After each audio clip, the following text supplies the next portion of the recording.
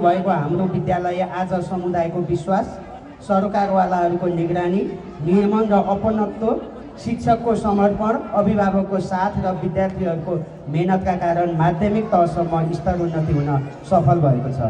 यो केवल तह थप भएको होइन, स्थापना दिवस मनाइरहेका छैनौँ, बरु हामीले हुर्काइरहेका हजारौँ सपनाहरूको उत्सव मनाइरहेका छौँ। आजको युग सूचनाको युग मात्र होइन, यो विवेक र सिपको युग हो।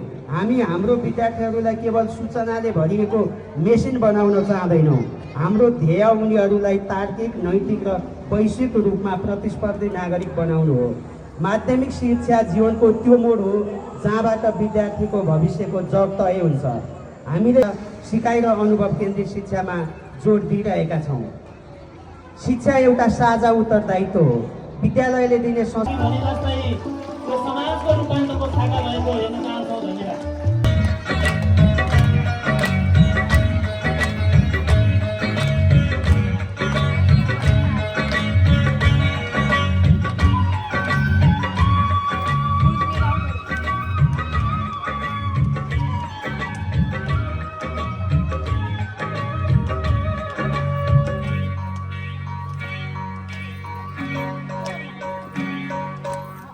गोठलो जाँदा लागेको माया के पोलो जाँदा हुनेछ। सुन्दर शान्त रमाइए प्रकृतिले घेरिएको नगर। सुन्दर शान्त रमाइए प्रकृतिले घेरिएको नगर। पढिले फिरासन गर्नुपर्छ भने सबैमा दोस्रो जाँगर।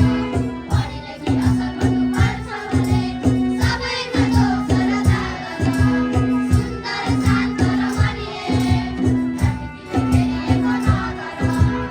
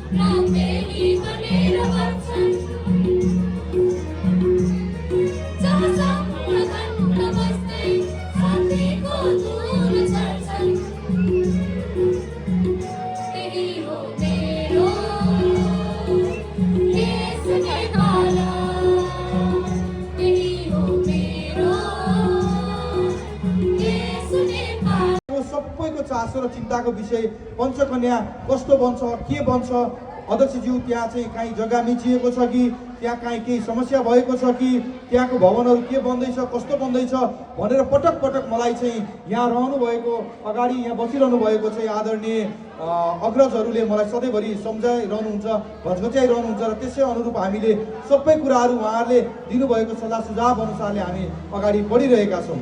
थुप्रै कामहरू अझै गर्न बाँकी छ विद्यालयलाई अगाडि बढाउने क्रममा। त्यसमा त्यही कुरा यहाँलाई स्मरण गराउन चाहे। शिक्षक साथीहरूलाई म धेरै धेरै धन्यवाद दिन चाहन्छु। पञ्चकन्या आज माध्यमिक बनाउनको लागि जुन आँट हिम्मत हामीलाई आयो, वडा समितिलाई आयो, नगरपालिकालाई आयो, त्यसमा सबैभन्दा ठुलो तपाईहरूले चाहिँ साथ र सहयोग गर्नुभएको छ। यहाँ यो शिक्षक त्यो शिक्षक मैले भनिरहेन, सबै शिक्षक साथीहरूले एकदमै ठुलो मेहनत गर्नुभएको छ। पञ्चकन्यालाई पञ्चकन्या माध्यमिक बनाउनको लागि उहाँहरूले निरन्तर रूपमा चाहिँ खटिरहनु भएको छ। अतिरिक्त क्रियाकलापहरूमा त्यत्तिकै राम्रो उहाँहरूले भूमिका निभाइरहनु भएको छ भने विद्यार्थीहरूको पठन पाठन अन्य विद्यालयको तुलनामा पञ्चकन्या आधारभूत विद्यालय हुँदाखेरि सबै विद्यालयहरूसँग चाहिँ एक कम्पिटिसन गर्नको लागि चाहिँ अब्बल साबित गराउनु भयो। त्यसको लागि म शिक्षक साथीहरू सबैलाई म धेरै धेरै धन्यवाद दिन चाहन्छु। भरोसा गरेर मात्र पनि भएन, अभिभावकज्यूहरूलाई पनि मेरो अनुरोध छ र यहाँ चाहिँ आदरणीय समाजसेवी वर्गहरूसँग पनि मेरो अनुरोध छ। हामीले एउटा छुट्टै खालको कोष स्थापना गर्न खोजिरहेका छौँ, अभिभावक सहयोग कोष। त्यसमा अनिवार्य छैन यहाँहरूले आफ्नो बालबालिका पढाए बापत केही चाहिँ रकम मलाई स्कुललाई सहयोग गर्न मन लाग्छ भन्ने यहाँहरूलाई लाग्यो भने यहाँहरूले 1 वर्षमा त्यो सहयोग कोषमा यहाँहरूले सहयोग गर्न सक्नुहुनेछ।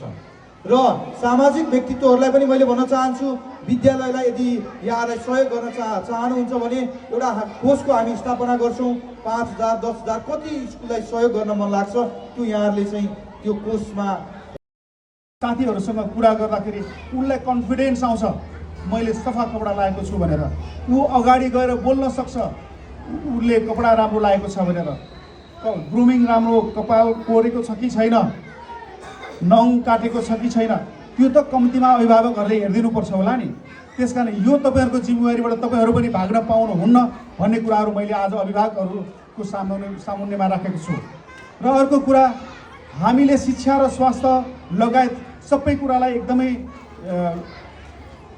राम्रैसँगले धुलिखेल नगरपालिकाले अगाडि लिएर गइराखेको अवस्थामा शिक्षामा हाम्रो धेरै दायित्व छ हाम ढुक्क भएर यो स्कुलमा पठाउनु हुन म हार्दिक अनुरोध गर्दछु र यहाँसम्म ल्याउनु भएकोमा सम्पूर्ण विद्यालय व्यवस्थापन समिति स्कुलका सम्पूर्ण शिक्षक शिक्षिका साथीहरू र लगायत सबैलाई म हार्दिक धन्यवाद भन्दै मेरो भनाइ